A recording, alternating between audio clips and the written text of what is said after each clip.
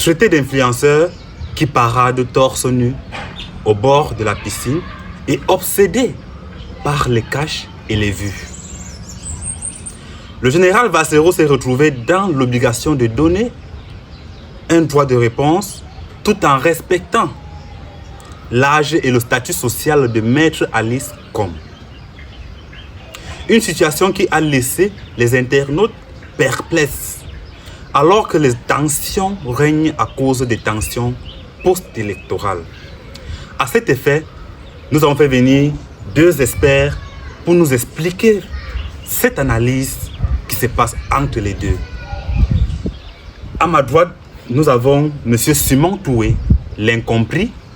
Il est gynécologue en pharmacie, sciences politiques. Monsieur Simon, bonjour. Bonjour, les nattes sauvent et guérissent. Merci. Et à ma gauche, nous avons Monsieur la NASA, bref, tout ce que vous voulez, 500 mètres carrés.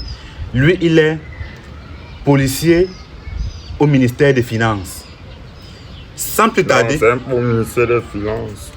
En plongeon maritime. En plongeon maritime, autant pour moi, merci. Maritime. Merci pour la rectification. Wow. Sans plus tarder, nous allons passer à la première question.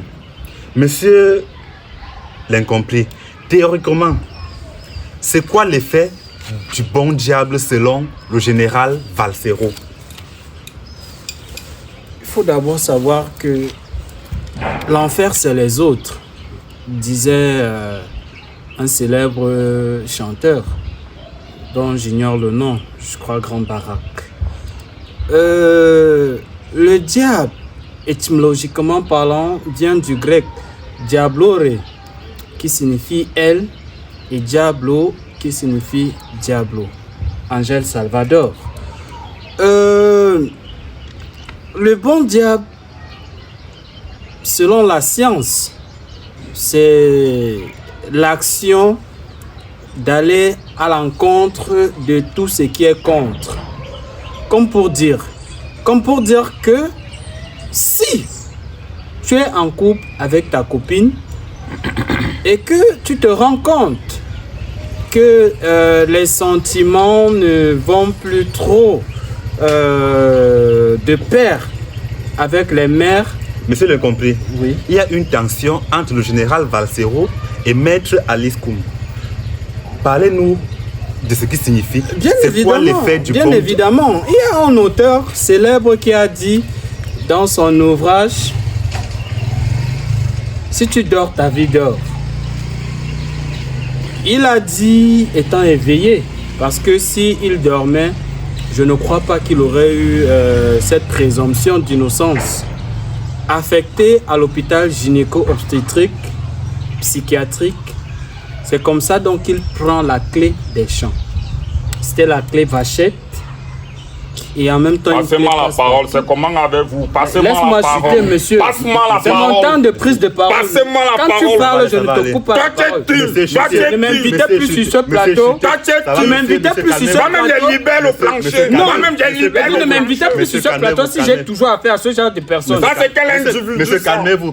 Tu ne Ça, m'appelles c'est quel pas individu? individu. La parole arrive Tu chez ne vous. m'appelles pas La parole individu. Je arrive suis chez vous. individu. Monsieur, vous êtes un individu. Je suis un individu. Calmez-vous. Vous êtes un Comme c'est un individu. plateau de... S'il vous plaît, Vous pouvez être un individu. Vous pouvez être un individu. Monsieur, calmez-vous, ça va aller. Monsieur, chutez, s'il vous plaît. Je ne suis pas Monsieur calme. l'incompris, chutez. Je ne suis pas handballeur. Chutez. Donc, je vais sortir par là, bien qu'il n'y ait pas de porte, pour dire à la jeunesse, mariez-vous.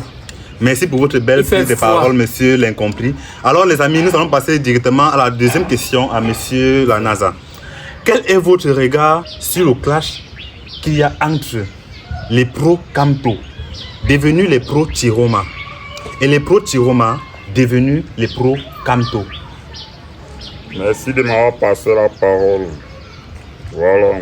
Je ne vais pas me comporter comme cet individu. Je t'ai dit que je suis un individu. Tu ne m'appelles pas un individu. Ça, tu ne peux pas être un individu. Tu ne peux pas être un individu.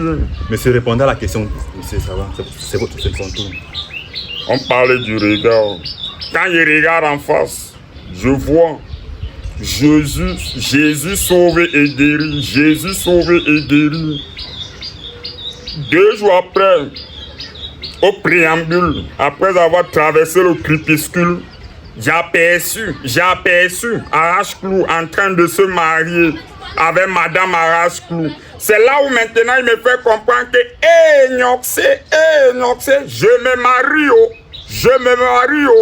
On sait que nous sommes alors maintenant allés louer le véhicule. On a loué un véhicule. C'était une voiture. Ouais, c'était pas la voiture. C'était une voiture. Mais parler de quoi? Tu y étais. Monsieur. Toi, tu y étais. Monsieur, est-ce qu'il y a une tu y étais. Est-ce qu'il y a une différence entre véhicule et voiture? S'il vous plaît, calmez-vous. Ce n'était pas la voiture, c'était le véhicule. C'est pas la question posée, monsieur. Ouais, c'est là où Arrache-Clou maintenant, on me dit que, Nyoxé, merci pour la voiture. Oh.